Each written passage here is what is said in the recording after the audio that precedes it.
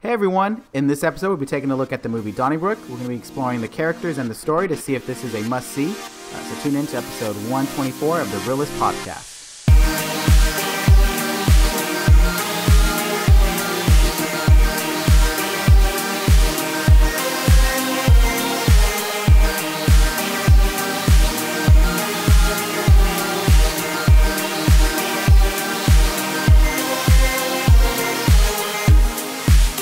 Hey everyone, I'm Oscar. And I'm Donnie. And we have our producer here, Ruben, as well. Hi. He says hi. And thank you for tuning into this episode. We greatly appreciate it.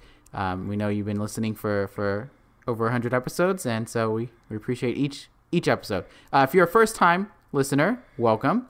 We hope... Ow, I just got hit by this. You okay over there? The person, if you're listening to this while you were driving, you hit something and it hurt me. If you're listening to this at work, that'd be insane. There's like a listener who actually hit something. He like hit another car and hears you go, "Ow!" That'd be cool. But yes. So anyways, go back into this. So today we're covering Donnybrook. Now this is say the title again. Donnybrook. So this one is a limited release movie. So definitely check your local theaters to see if they have it. But if they don't, luckily you can rent this on iTunes, so you can watch it at home, which is what we did. Woo woo. We missed the opportunity to see it in theaters, but we saw it at home, which is the next best thing. Yep. So not to do a product placement here, but I'm going to do a product placement. You can go get it on iTunes for $6.99, and you'll get it for 48 hours. So, boom. Go just get it log now. on to your iTunes account. Right. iTunes.com/friend. And if you're already on iTunes, you can always just go ahead and review us, the Reel-ists Podcast. Oh, might as well. You're right there. I mean, it's 2 for 1. It sounds like don't have to do any additional work. Exactly. Great idea. Bada boom, bada bing. And this episode's not sponsored by iTunes, but still. Go use iTunes. But yeah, so let's get started with this, Donnie. We'll explain the premise of the movie after your quick thoughts. So hit us up with what are your thoughts of this movie? Yeah, I was excited to see this. It was starring one of my favorite actors, Frank Grillo. So I was pretty pumped to see it. And the trailer, after seeing the trailer, I was like, man, this looks like a very dark, like deep, like uneasy film to watch. And to some extent, it was pretty brutal and raw and really just focused on.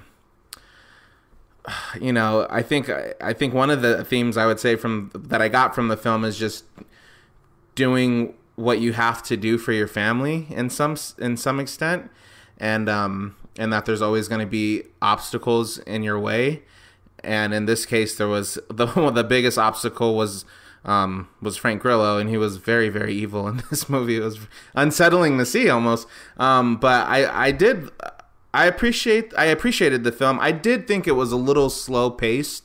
It was kind of building up to the whole film. Pretty much it was kind of doing two things. It was building up to this big brawl that was going to happen in the end, which is why it's called Donnybrook. And then it was also it also had this kind of like this person on your trail, like someone trying to search for someone throughout the whole film, pretty much, at some point. So, you know, I think that it could have done things a little differently to maybe keep me a little more engaged. Because when you had like these, even some of the dramatic scenes that I thought, oh, we're going to get something really juicy and meaty here, I feel like they ended pretty prematurely. I'm thinking specifically of one scene right now, but yeah, I was a little, and it could have just been my hopes were maybe a little too high for this film, and I was just really, really excited to see it. And it's not that I didn't like it; I didn't get what I thought it was going to be. I thought it was going to be more intense, and the scenes that were kind of hard to watch. I mean, they were a little intense, but I feel like it could have been elevated a little more. So I guess I would say that, yeah, that's what I would say. Initial thoughts. Sorry, I'm kind of just trying to find my words here. I don't want to say the wrong thing. All right, fair enough.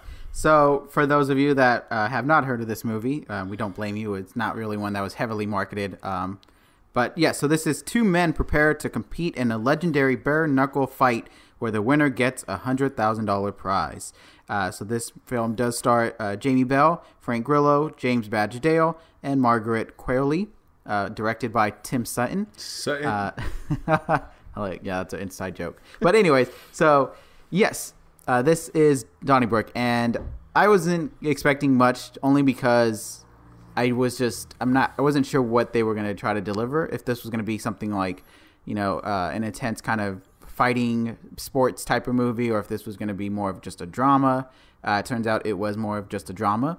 And I felt like the movie was not to say that it feels like it, but it was trying to be a TV show and a movie at the same time, because it had 4 different characters on 4 different journeys. And not to say that a movie can't do that, but with the premise of it's all going to lead to this big fight, I wasn't feeling like we were getting that. I felt like it was like we missed episode 1 and we were in episode 5, and the season finale, is coming up the next episode or something like that. It felt very off at times, and it just felt like we were supposed to follow along the journey.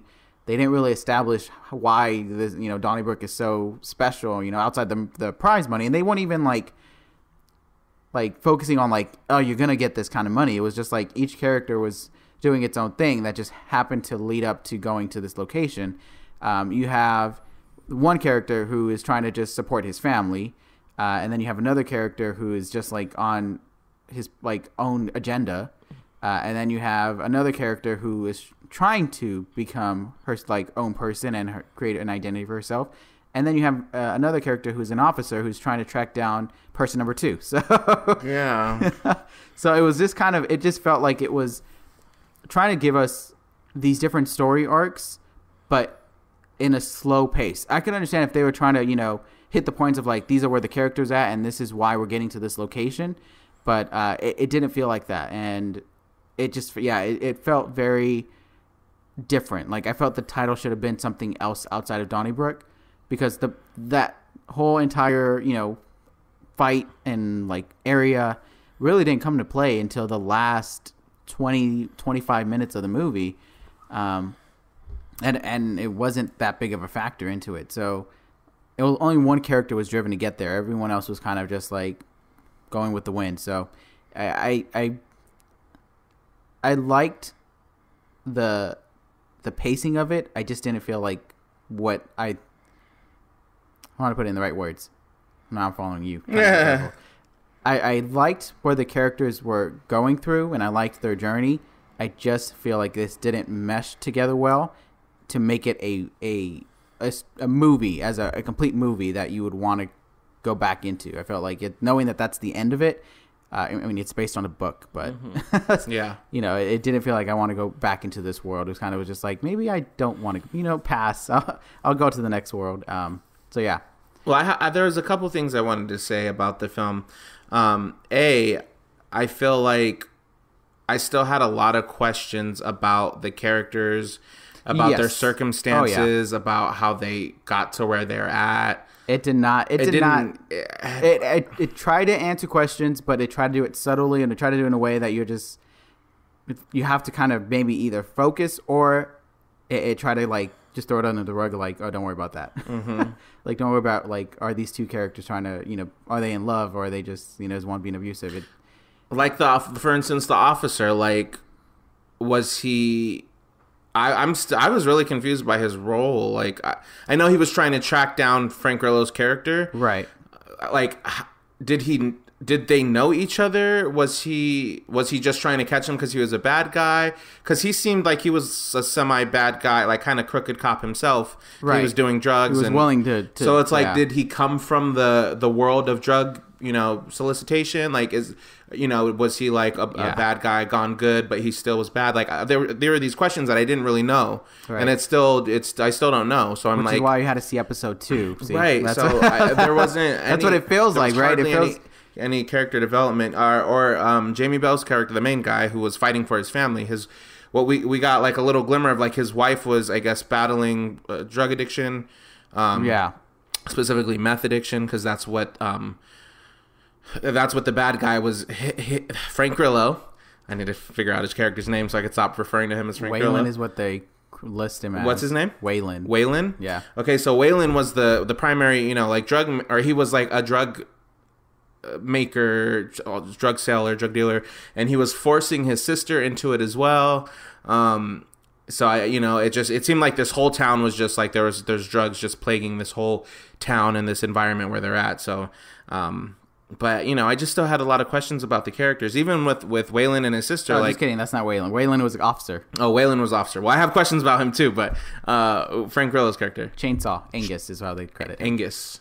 Chainsaw Angus. So Chainsaw and his sister, they had this really weird, semi-incestual relationship.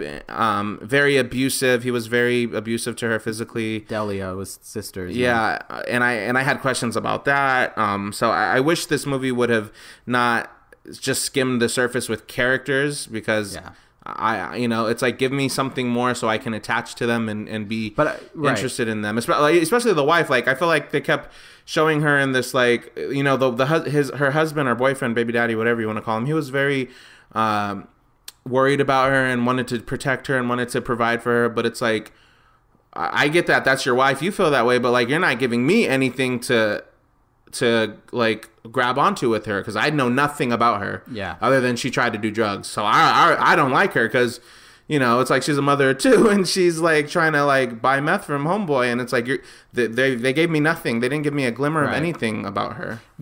So that's the difficulty, is like they try to establish these different characters, and they all have an interesting start in the sense of like, where the beginning. One's an officer, one's a crime lord / like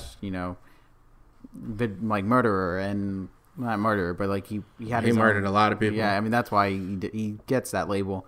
And then you had the sister who didn't want to do it, but she was kind of in that tough situation. And then you had the main character, Jarhead, who wanted to help his family. Like, there was like great like starting points of like where these characters are coming from, what they want to do, but it couldn't tell the story, and it tried to tie it in where this going to this one location was what they were all meant to go for, but that wasn't the case. I didn't feel like it wasn't the case. No, because the only reason why Chainsaw and the sister went, Jarhead was always going to go. So, spoiler discussion. Jarhead was always going to go to the Donnybrook, because he that's what it was going. The cash prize is $100,000, so he's like, this money could start us a new life, this and that. So we got that.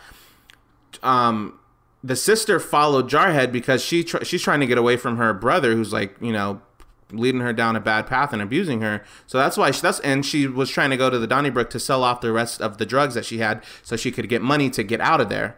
That's why she went. And then Chainsaw followed them because he was looking for the sister. So that's why he went. But it's not like... And the officer just went to... And the officer was trying to catch Chainsaw.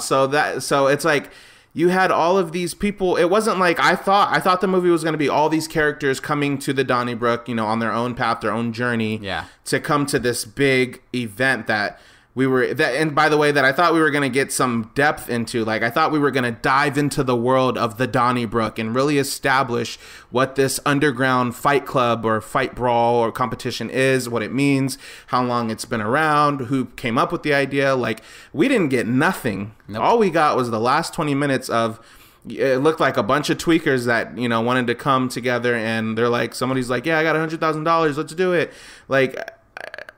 we didn't get enough. And for you to call this movie Donnybrook, we need more about what that is and what's on the line, what the stakes are, and like, people something, give us something. Yeah. You really can retitle this movie to more of just like something simple, like Focus or Driven or something. I don't know. Something completely different, and it would be more appropriate than Donnybrook. I get because it's the name of that destination, I see that, I understand the reason for going for that title, but I just feel like setting us up with thinking we're going to get this big kind of combat fighting style and really being able to explore why these characters are there. We didn't really get that, and it was really trying to go at a slow pace as if it had enough time in the world, but it only had an hour and 46 minutes, so it didn't have enough to really take us through that journey. And too, even the Donnybrook itself, once we got into, like, we were in the cage and we saw all the people fighting, it wasn't even that many dudes in there. Like, I was thinking this was going to be a lot larger of quote unquote battlefield or fighting cage or octagon, whatever you want to call it. But it really wasn't like, it was like not that many people. I think they try to establish like it's this big legendary thing, but I didn't take it like that. I just took it like this was like a little. And if there are rules, like let's say, the limit's only 20 guys allowed in there, then tell us that so we know or something, right. Because I'm thinking, it's going to be just like 100 guys maybe, or 50 guys even. I don't know. I'll just battle in and out. But it was there was probably more people spectating. Yeah, there was way more people spectating and just going for the kind of the sport of it to, to bang on the cage and be like, yeah, get him. But, I don't know. I mean, there was just a lot of things that it wanted to do, but it was not getting us interested, or it was not establishing enough for us to care. So, yeah, very fortunate about that. I will say the one of the standouts about this movie was Frank Grillo's performance. I think because of what he was doing, it was the most entertaining to it. It wasn't the most appealing thing that he was doing, murdering people and beating people and smacking his sister and all that. Like, it wasn't necessarily fun to watch that, but that was the only thing that was making us feel a type of way, because I think you probably could agree. By the end of the movie, we weren't against him dying. We weren't against not at all. Him losing. We wanted that person to get someone to get revenge and finally win. And of course, at the end of it, it was the last two men standing were Jarhead and Chainsaw. So it was like basically good versus evil, so to speak. And by that time, I mean, for sure, we had seen Jarhead's journey, and we wanted him to, he was doing this for his family and to provide, and and he seemed like he didn't make the best choices, and I wouldn't say he set the best example for his children, but I think he genuinely was doing what he felt was right, and he was thinking that those were his only options. So, he didn't make good decisions, but I wouldn't say that doesn't make him a bad guy or a bad character. I think he generally was a good character that had the best intentions. I think he was, he is the main character, but I don't think he was pulling us as a main character. I feel like it was just like, we're stuck with you because that's how it's been written, rather than we want to be stuck with you. Like, I felt like they had many opportunities where they could have made something connect with us with him, and I don't know if they try to use the kid angle, like having a kid as the reasoning for us to care, but if you just look at his decision makings, it's tough to support him. I know he's just trying to be clear and be out of trouble, but to do that you have to get yourself in trouble, and it wasn't, to me at least, it wasn't something that I was understanding to that degree. Like, I get, you have to make the most of what you have, and you have to put yourself in a situation where, you're on top, but that doesn't necessarily mean you have to do whatever it takes, and that doesn't mean you have to, cut corners and stuff. And I feel like it was just tough to say, I am rooting for this character. It was more of, I wish you the best, but I'm not going to, be bummed if you don't get the money at the end. Mm-hmm. Compared to the other. Dang, I would have been bummed if he didn't get it. I would have been mad. He didn't. It just didn't. It didn't give me a reason to choose. Like, like I said, I feel like the kid angle was the pull for us. Like, they were trying to be like, oh, think of the children. Yeah. And I don't think it was working for me, because I knew that there was nothing else that we were giving for the character. Yeah. And I don't know if that's necessarily on the writing part of it, or if that was just the choices of how to put the film together that was making it seem like this was just, again, we're late to the story. We missed the first part that really established everything and why this fight is the only thing he has left in his, Yeah, exactly. Yeah, I'd agree. And, maybe obviously probably the book dives a lot more deeper into some of those questions that we may have, so I don't know. I will say, if anyone wants to send the book to Donnie, I will gladly read it if you guys want to get me a copy of it. Donnybrook, I will read it. Is that what the name of the book is called? Oh, I think. I'm not sure. We should probably double check that before we start asking for free stuff. Yes, novel of the same name. Okay, cool. Yeah, I will definitely read it. I want to say that, unfortunately, you're talking about the kid, the son that Jarhead had along with him the whole time, and we were You know, it was kind of trying to make us feel for them in the situation a little bit more. And I was because if you didn't have the kid, you probably wouldn't be like, "Go, you can win it for your kids." You kind of would be like, "Yeah, oh dang, it sucks for you." And then like, you know what happens? Everyone wins. True, very true. Spoiler alert! We already gave that out. Big spoiler. This is a big spoiler. I was really upset by the end because right before we get to the final battle between Jarhead and Chainsaw, they have a little. Well, I don't know what they called it, a cigarette break or something. They said cigarette break. Something weird. And basically, Chainsaw tells Jarhead that he killed his son. That we had seen, you know, he had his son with him the whole time. And right before Chainsaw got to the Donnybrook, he ran into his son, and his son's like, you know, I'm not afraid or something like that. They knew who each other were, and the kid knew that he was after his dad, and he was like, I'm not afraid of you. So we didn't see Chainsaw physically do it, but they were in the woods, and he walked up to him menacingly, and we knew he was going to do something bad. I didn't think he was going to straight up kill him, but he told Jarhead that he killed him. Yeah. He said, you would have been proud your son put up a fight. Oh, man. When he said that, like, my heart sank. Yeah. I was like, you son of a biscuiting bulldog. That like solidified, yes, you have to lose now, Chainsaw. You're not winning. Like, that definitely concluded the whole, like, any kind of redeeming quality or anything that you would think of, like, oh, but maybe he should win because, well, no one else is worthy it's like of it. Once he said that, we're like, you are the devil. Yeah. And Daniel said something when we were watching it. He said, why would he give him that fuel? Which I thought about, too. Yeah. I'm like, why would you disclose that? I could only assume personal, like, reason to just be like, let me get your best and watch me still beat you. Yeah, like, he would have gotten even more pleasure out of it. No, like if he had beat him, knowing like, dang, I told you I killed your son and you still couldn't defeat me. Like that still wasn't enough for you to beat me. Like maybe that was where he was coming from, but that's the only thing I can think of as like a logical reason for a villain.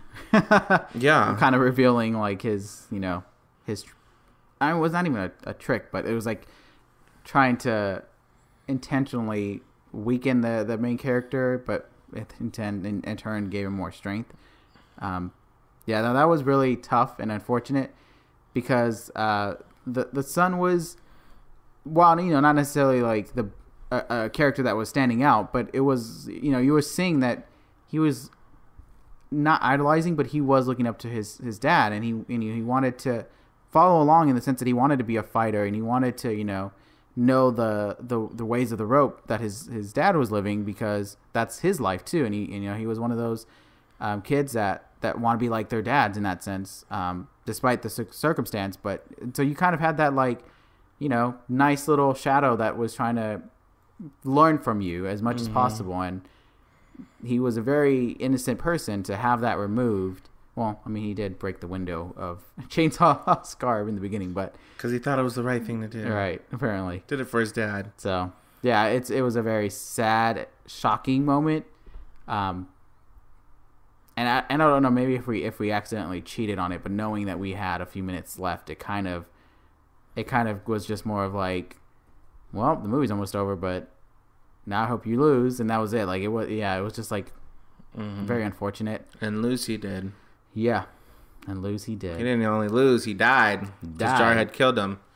Which I'm like, so then that goes back to more questions I have. Like, you're allowed to kill people in this fight then? Right. Because they watched him like snap his neck, and he was like, "You killed my son," and they were still cheering and like, "Yeah, get him." Yeah. I can assume there was some alcohol there, and people were just drinking, not thinking. I don't know. Yeah, it's insane. And then they do give us a little. I say post credit scene, but it's not. It's still in the movie, but a little bit of a afterlife where he has the money now. He's going to buy this land that has some historical value to it, and they kind of try to like end it on, and I don't know if this is what the theme of the book is, but they try to end it on with like this message of like, you got to do what you got to do. Yeah, you have to fight for what you want in life. And I was just like, well, that's not what the entire movie was giving me. The entire movie was giving me on. I could see that probably is the theme of the book, and maybe it's really clear in the book, but maybe it just got lost in translation. Yeah, when being adapted into this film, it's very possible. But yeah, and it was just kind of like. And they were trying to, they were throwing in the, the son was Moses. And I miss him. I miss Moses. And the wife looks like she's in a better state. Yeah, I wouldn't say she's clear, but she looks in a better state. So, despite the fact that her son was like, killed. it try to end it on like the future is bright still for our family here. So, but it's still, I'm just like, I'm not buying it. It's still too soon. Like, your son just was killed, like, right? And you guys are, I mean, I get they still have to move on with their life, and he still wants to get them a better house and better life. And I would have been okay with the funeral of the son, with him then like telling his wife and daughter at that time what his plan was of buying that land, of buying a specific land, rather than being at that land. I don't know. But with all that being said, was there any particular scenes that you enjoyed, Donnie? I mean, unfortunately, you kind of said it, but it was the scenes with Frank Grillo, not because it was fun or entertaining to watch him be, doing all this bad stuff and killing and being abusive, but it was the most those were the scenes that kind of rattled me the most and made me like, it elicited some emotion and some response out of me. Yeah. Because, a lot of the rest of the film was more slower paced. So those were kind of I don't want to say exciting, but those were like the more exciting scenes.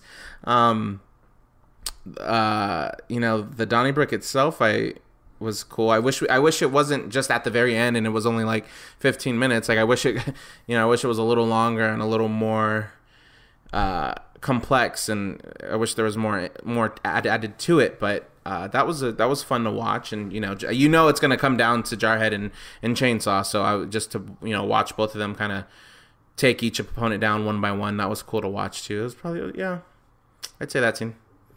Okay. For myself, I will say, yes, the Donnybrook looked like when everyone got in, they had to fight each other. Because I think I was just more thinking of like, how would I even fight? Like, who do I punch? Like, I feel like anybody. Right. I feel like I would be like trying to dodge and just like everyone punch each other to the point where, once it got down to a good number where I can then focus on like, all right, you're my opponent. Because I feel like if I punch one person, then someone else punches from behind, then I got to turn around and punch that person. But I already punched the other guy, so he's going to try to punch me back. So now you got two people right, on you. So it just it looked very complicated. I don't know if there was any choreography to it, but it looked like one of those that it would be very difficult to try to even win. I can understand why there's a big prize for that. I did love the bonding moment where the dad was teaching the son some punching lessons, and that little bond that they had, that definitely made us care for the son a little bit more. Yeah. And I'm glad I like that scene too, because he said as the son was trying to punch the bag and the dad was like, it hurts, huh? And he was like, yeah, and he was like, you don't have to do it anymore. I was afraid he was gonna go say something, really machismo, like no, you got to keep going, you got to work through the pain, you got to Oh, I see. Something like that along those lines. But he was like, it's okay, you don't have to. Yeah. It was just a little glimmer of something, but I was just like, I appreciate that. Right. And then, not to say, again, it's not a favorite scene, but just the scene where Frank Grillo gets a ride from a very friendly passenger who's passing by in his car, and he's just giving him a great talk, and he said some great things. Yeah. And I was just like, man, if I got a ride from that guy, I'd be like, let's exchange numbers. I know you have a life and you're settled, you have grandkids and everything, but I think I might need some wisdom from you here and there. Right. And not to no surprise, he kills the guy. Evil, just pure very evil. And it was just, that was really like one of those, just like, you see it coming. You know that once you know that he's killed people, you see it coming that he's going to kill this man. But the man was just giving out some really good, like, advice on, and like, it's like, success is built on generation, and you have to lay the foundation for future success and all that stuff. Mm-hmm. And she's like, yeah favorite character. Right. Best character right there. But yeah, so things like, I guess that would be like one of the other exciting things about the movie. But like the sister didn't really get any highlights. She had one scene that I don't know, again, it leads to more questions than answers, but a lot of her choices were just like, what are you doing, and like, why are you doing this? Mm-hmm. And I, if anything, I would have wished she would have spoke more. She didn't speak a lot, and I would have wished you did. And not to say that you have to speak to really tell us. It's not like a tell me, but you're not showing me, so you have to tell me. One of those. It's kind of one of those. You're not showing me, so you do need to tell me. Yeah. But yeah. So that was just one of the things that came to mind too. Was like I realized we didn't mention much about her because there wasn't much to really go about her, and to be honest, I didn't really feel sad that she was killed by chainsaw. Like I was just like, dang, like you didn't get away from him, but it wasn't like no, she was on the path, she was almost there, like it just because she still like she was still gonna be involved with the drugs, but we don't know. Maybe the book was telling more. Maybe we just gotta get just get the book and see for ourselves. With all that being said, Donnie, what is your score for Donnybrook? I'm gonna give Donnybrook. Dang, I'm teeter-tottering between two scores. I think I'm just gonna I'm gonna give it a 2. I'm gonna give it a 2 out of 5. I think it had some potential to really dive into something, and I feel like it just missed the mark with a lot of things. We didn't get enough background information. We didn't get enough character development. Even like the way the movie was scored, I felt like it was inappropriate to what we were watching. It seemed like they just took the score from another film and they're like, oh, we'll put it on here for now. Like it didn't seem like it flowed well. I do appreciate that they did try to tell like this kind of gripping, intense, well, it wasn't intense, but they tried to have some really intense moments, kind of unapologetic drama in it. So that I did like. And I think Frank Grillo as Chainsaw was a really good villain. And kind of just driven off of, I guess, just evil, because we don't know why he was doing these things he was doing. It seemed like he was getting enjoyment out of it. But I think as a villain, he did well. And just the tone of the film overall just seemed very dark and bleak and lifeless and hopeless. So again, maybe that's the tone of the book and what they try to give us at the end. Hey, you just have to fight for the things you want in life and kind of claw your way out, or claw your way from the bottom to get to where like if you want to get to the top, you got to work your way and fight your way to the top.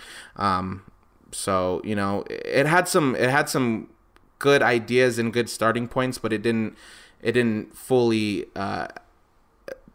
come into actualize like existence. What I'm trying to say, it didn't rise, it didn't elevate to where it could have gone. So that's why it's only getting a 2. Okay. And I'm going to go the same. It's getting a 2 out of 5 for me as well. And it's, to me, more so what you gave me. You're not a movie, and I feel like that's the unfortunate part. If I would have seen the script, or if I was with the producers or something, I would have seen that the way it's playing out, this would have felt more better as a TV series or a limited series. But to me it was like you were going at a pace where you were expecting us to watch this as if this is going for 5 hours, but this was only going for an hour 46 minutes, something like that. I don't even know if that's even the actual runtime, but it was one of those that I just felt like it was not telling us enough and not showing us enough that kept us interested. Frank Grillo being the only character, Chainsaw being the only character that was really throwing in, for a lack of a better term, excitement and really making us look forward to something, look forward to the next scene he's in, because we know he's going to do something crazy. That's interesting. And the slow pace to getting to Donnybrook and not really delving into Donnybrook just really doesn't make this movie something that you want to go into more, because it's just like it'd be by the end of the movie it looks like we're never going to go to Donnybrook. Like, I thought Donnybrook was going to have a more value to it. Like, this is where you prove something, not just getting money, but you prove something for yourself or something. But it just looked like it was like a cash grab, so to speak. Yeah. So, yeah, and it was just one of those that a lot of the characters mainly just did not. Great starting points, great like places that they're at, but just did not really get us in a way that's just like, I want more from them. It was just more of like, okay, sure, we'll go with that. Yeah. So, yeah, and a lot of reasons, as you said as well. So, definitely a 2 out of 5 is going to be my score for this movie. So, despite the scores that we gave it, you can still watch Donnybrook if you want to. So, you can always rent it yourself and see it for yourself if you haven't. If you have seen it, Hopefully you are either similar thoughts or different thoughts. We'd love to know that. And you can share your thoughts with us on social media with Facebook, Twitter, and Instagram at Team Reel-ists. That's Team REELISTS. I'll say that one more time because I said that fast at the end. That's Team REELISTS, no dash. And we'd love to hear what you think about this movie. So, I mean, if you haven't seen it, you have the opportunity to see it anytime you want to. Yeah, you can literally finish this episode and go watch it now. We're waiting for your interaction, waiting for your thoughts at this point. No excuses. Right. So, I wouldn't say then you have to pay, but that one is understandable. I get that. But yeah, so definitely let us know what you thought and hopefully enjoyed this episode. Thank you for tuning in to everyone. Have a wonderful day. Thank you.